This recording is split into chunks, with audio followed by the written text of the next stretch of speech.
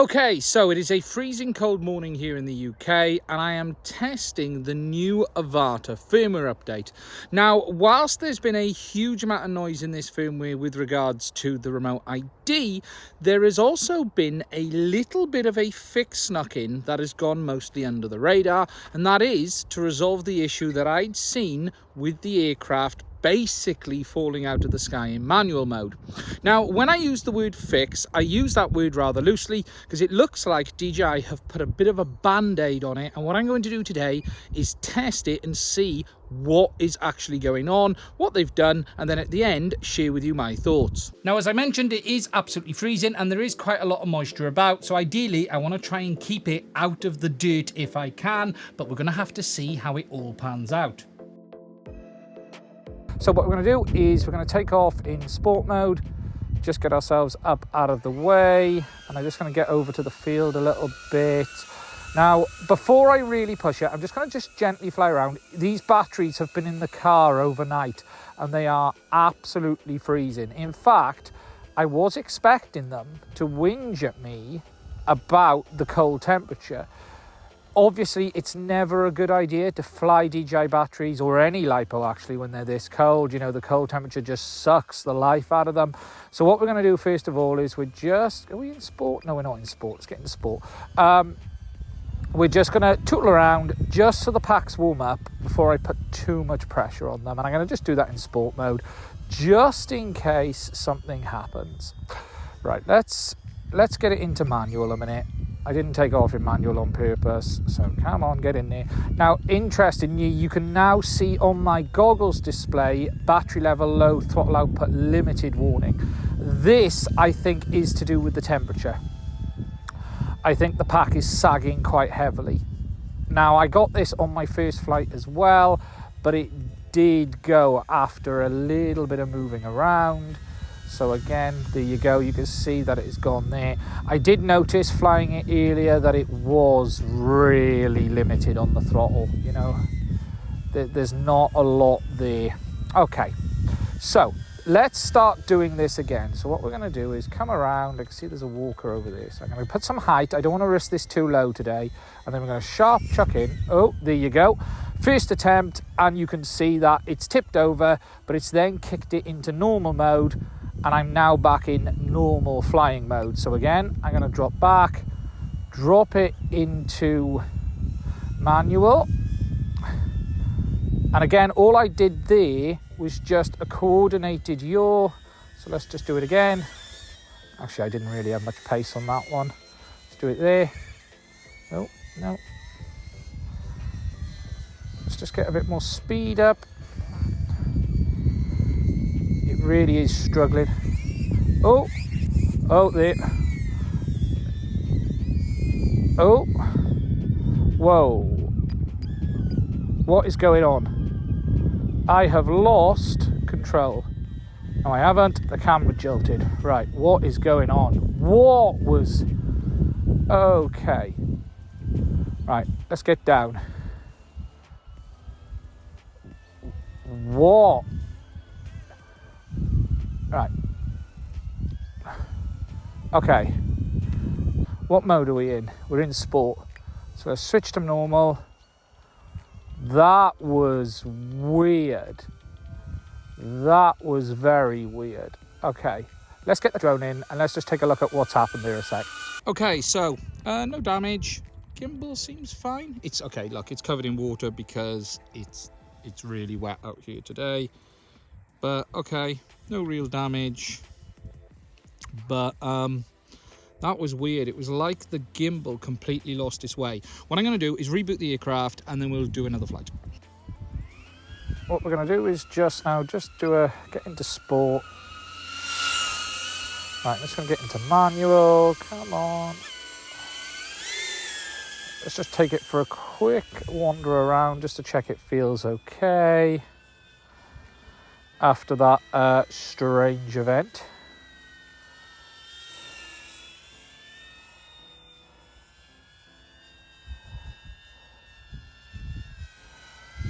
Yeah, it feels fine.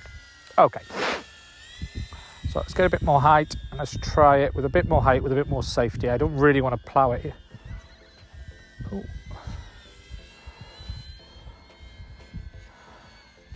So I need more camera angle, just 1 second. There we go. I've not really had enough angle on it just to get the speed up. Let's just get some more height. There we go. But we recovered, didn't really fall over a lot on that one. There you go. Oh, that was a bad one. And it, again, it kicked back in and it's tossed us into manual mode. Let's get back into sport.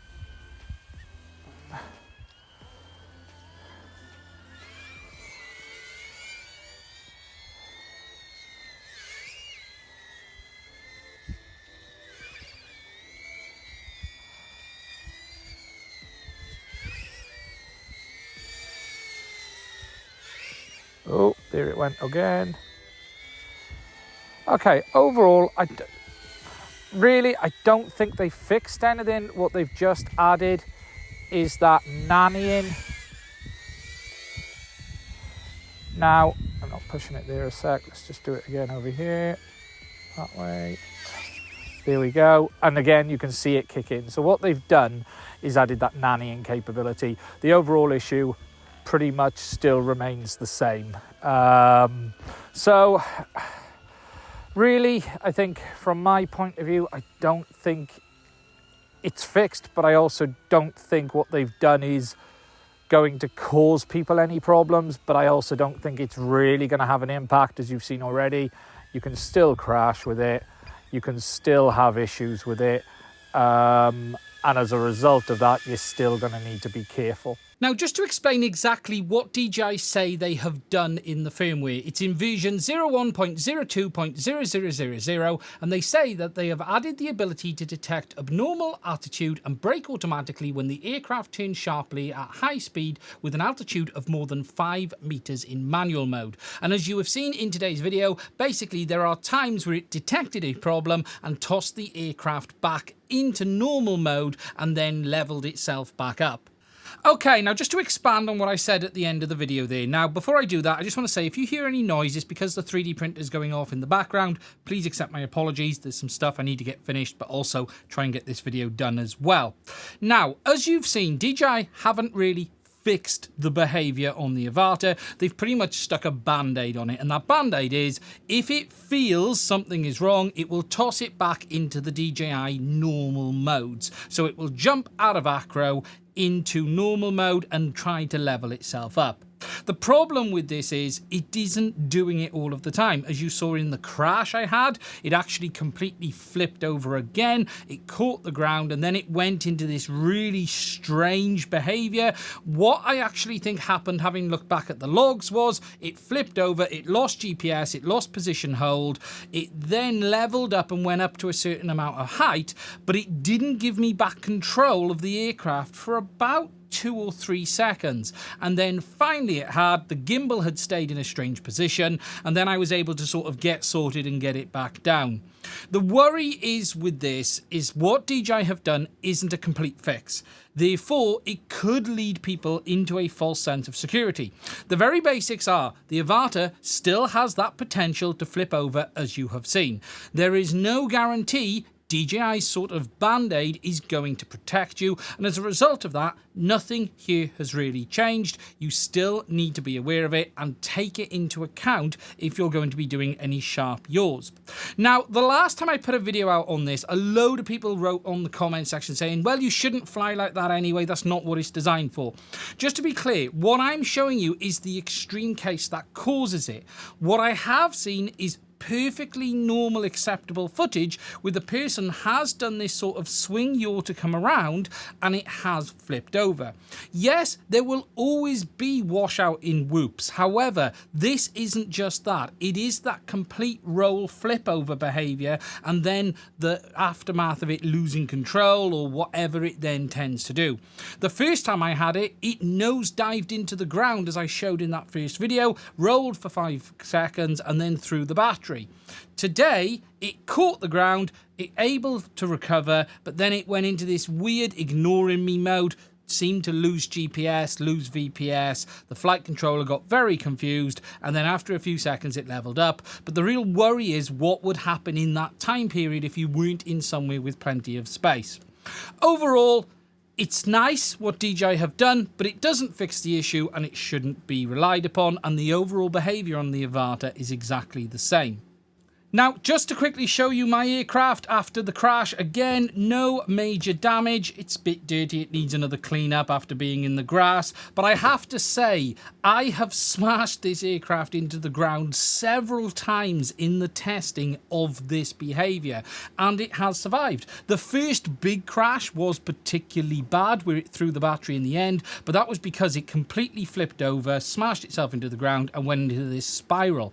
Today, though, it just caught the ground and recovered, but again, no damage, nothing broken, no props, no damage all around. And I have to say, this aircraft is just built like a brick crap house, if I'm honest. It really, really is good. And I do think DJI have done a huge amount right with the Avata. So, that's it from me on this one. It was just a quick one to show you it isn't really fixed. Nothing's really changed. If you find this video useful, please do make sure you are subscribed to the channel. If you'd like to support us, please do consider checking out the links in the description to my Patreon, as well as buy me a coffee. It's only through the support of my patrons I'm able to keep buying products like the Avata here and be able to make content like this to try and share with you my open and honest thoughts. And if you'd like to support us in doing that, please do consider checking it out. As always, please do let me know what you think in the comment section. Please stay safe, and I will speak to you soon.